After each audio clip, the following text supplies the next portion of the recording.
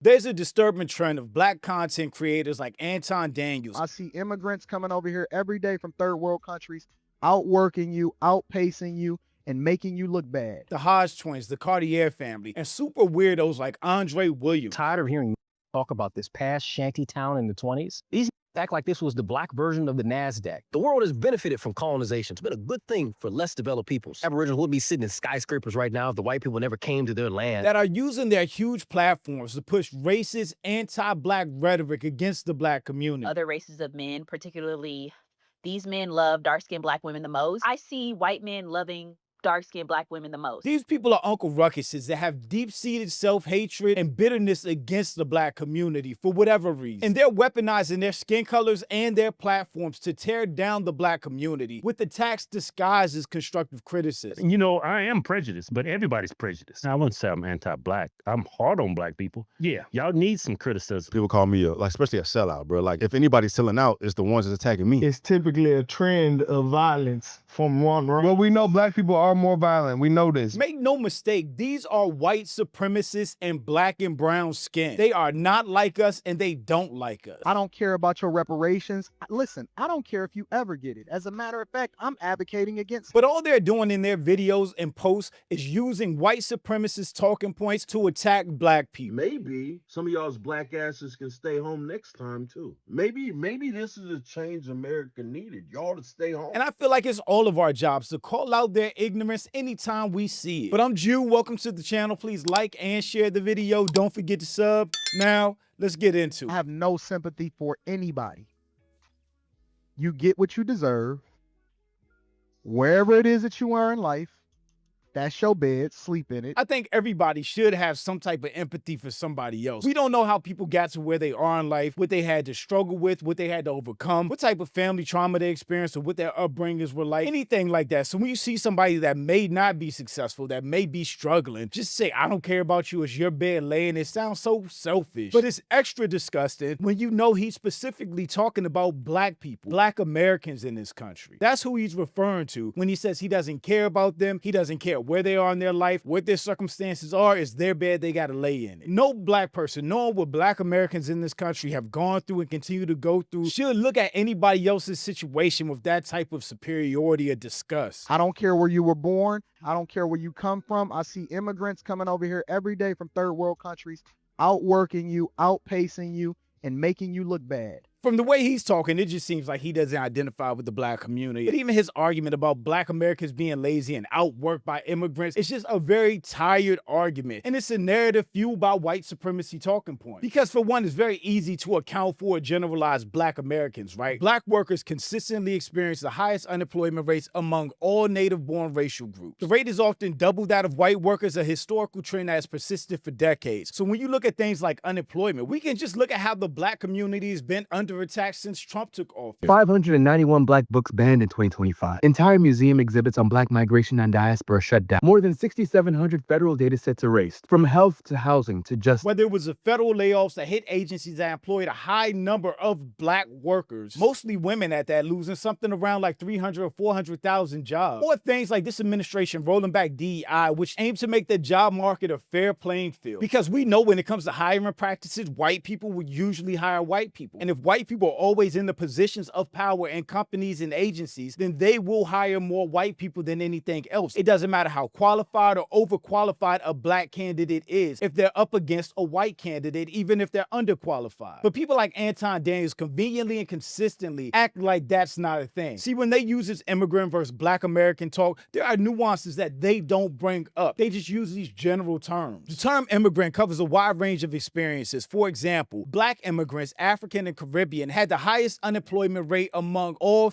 federal-born groups in some analysis. There's a significant debate among economists about how immigration impacts black American employment. Some studies suggest a correlation where a rise in low-skilled immigration can depress wages and employment rates for low-skilled native-born workers. A disproportionate number of them are black men. And that's not hard to put two and two together, right? If there's cheap labor immigrating from outside the country, companies will hire those immigrants, pay them half of what they would have had to pay American-born citizens. And this sends those American-born workers, namely namely black Americans, to the unemployment line. And the argument to that a lot of people put up is that immigrants don't take black jobs. The real issue is black workers face race-based discrimination and systematic disadvantages, which again, Anton Daniels won't acknowledge. Black Americans, even with similar skill sets, often face more difficulty finding jobs due to discrimination compared to other groups, while immigrants tend to be disproportionately represented in certain sectors like service and construction. U.S.-born black men have seen their share in these fields decrease as immigrant representation has grown. It's not that black people are lazy, it's not that we're not trying to work. You can't ignore all the things going against black people when it comes to employment, whether it's discrimination and racism blocking opportunities, employers choosing to pay immigrants less than what they would have to pay American citizens, or even when black people do find employment, they still face racism, discrimination, racial pay gaps, and usually a lack of upward mobility. I don't care about your reparations. Listen, I don't care if you ever get it. As a matter of fact, I'm advocating against it because it's going to fuck up my dollar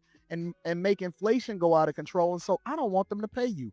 I don't want you to have nothing. Don't give these motherfuckers nothing. To advocate against black Americans getting reparations, which were promised to them after slavery, 40 acres and a mule, is crazy work. And I'm one of those people that I don't even like talking about reparations because it's something that'll never happen, even though I think it's owed to the black community. Just like America paid a bunch of other people reparations, just not black people. Due to his family being immigrants, he wouldn't be entitled to reparations in the first place. But for him to personally say he doesn't like the idea of reparations because it's going to impact his pockets is some selfish, anti-black Uncle Ruckus bullshit. That's such a disgusting crab in the barrel mentality that losers like Anton Daniels have. If somebody else gets something, that's going to affect me. You should be happy when black people succeed and achieve, period. But this is the same goofball that defended MAGA going on HBCUs and tried to demonize the black students there.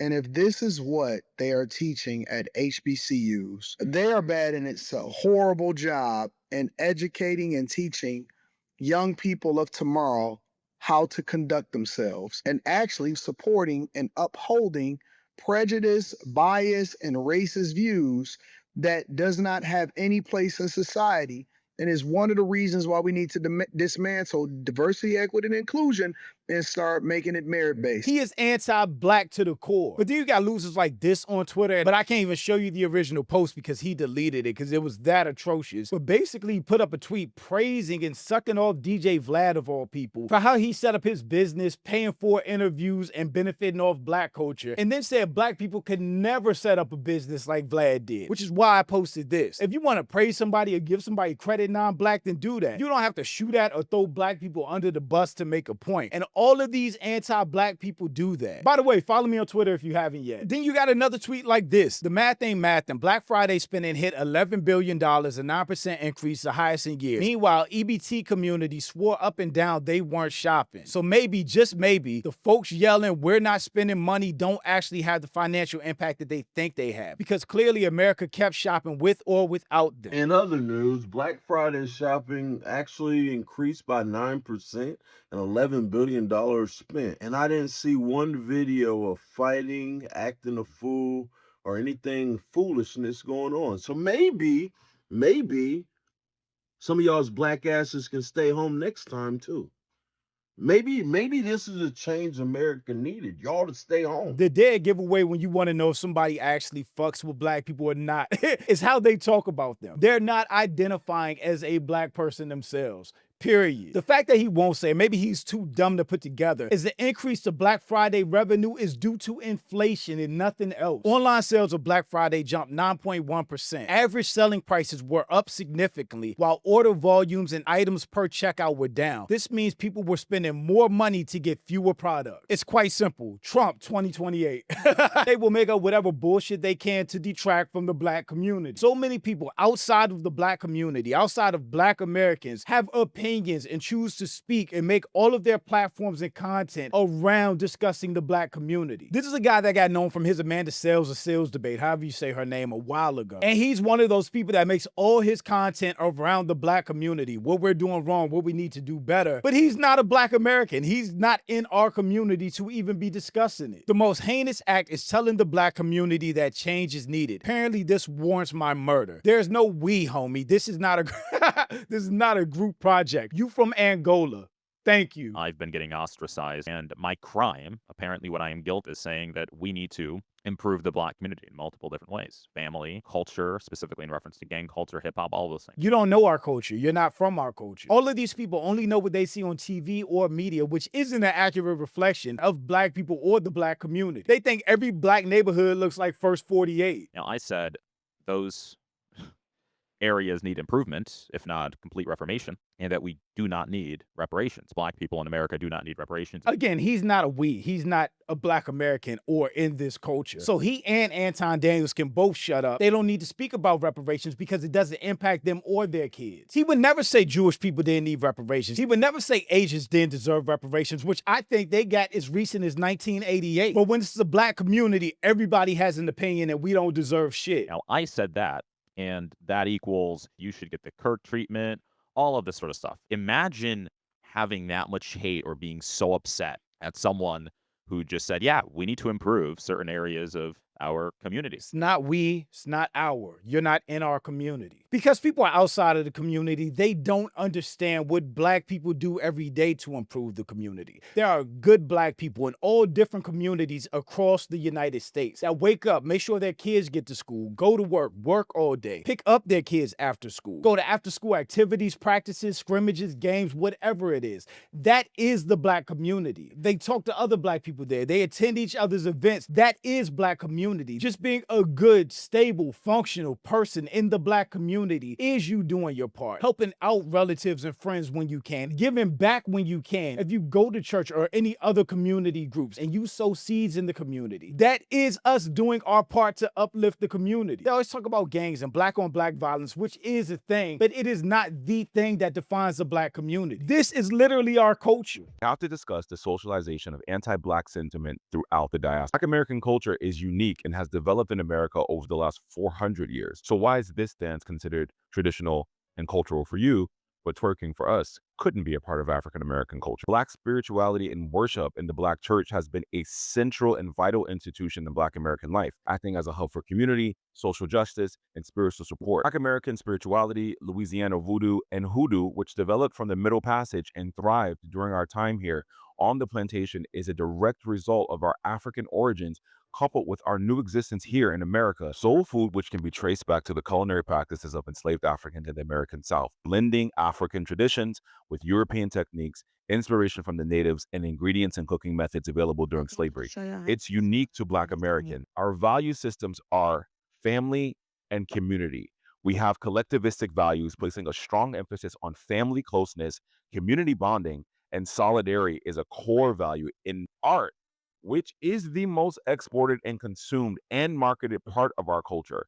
From the Harlem Renaissance to today, Black Americans have made immense contributions to the arts, visual art, our dances, our music, which have been consumed globally for the last century. But they ignore the good parts and only want to highlight the negative parts. That's why they don't deserve a say in our community or our business. Using our platforms like I try to do with mine to highlight the good things in the Black community and check goofy speaking on us that don't know us. I'm doing my part to educate, motivate, and better the Black community. And then you have people like this using their Black skin again to highlight and praise whiteness while shitting on Black people. People wanted to jump down my throat when I said that other races of men, particularly these men, love dark-skinned Black women the most. And not only am I here to double and triple down on what I said, but I'm also here to say that I am not fully pro-Black. I am pro-Black woman. There is a big difference. Kick rocks. You can't be half pro-Black. That's not how that works. A lot of times, like, Black men will come into the comments making all these defenses and all these things, but like,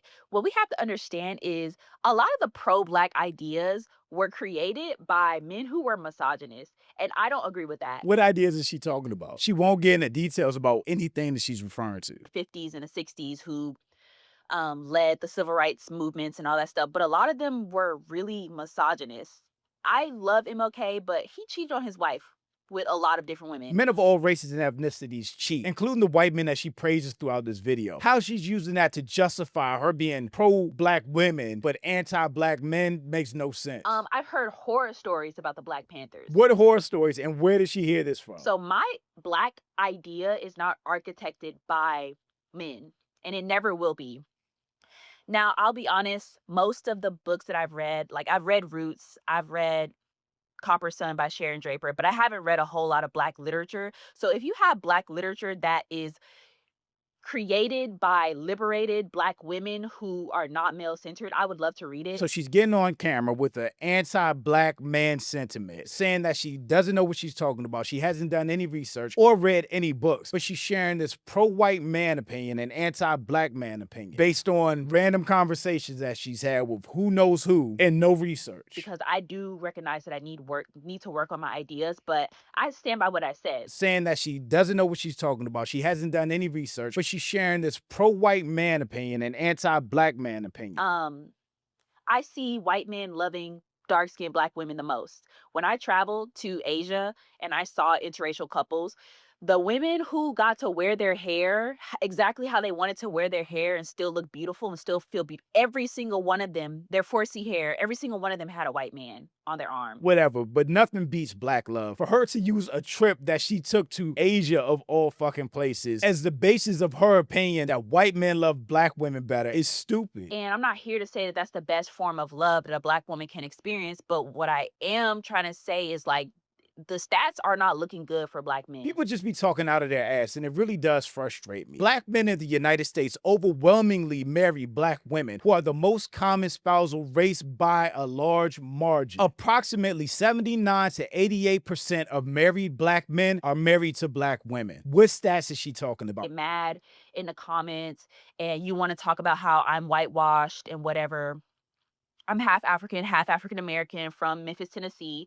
I know my history, I know my culture, and I'm here to say that I am not Just because she read Roots once doesn't mean she knows her history or culture. in taking leadership from a Black man.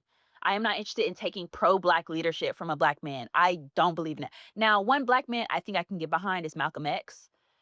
From what I've heard, I can tell that he really loved Black women.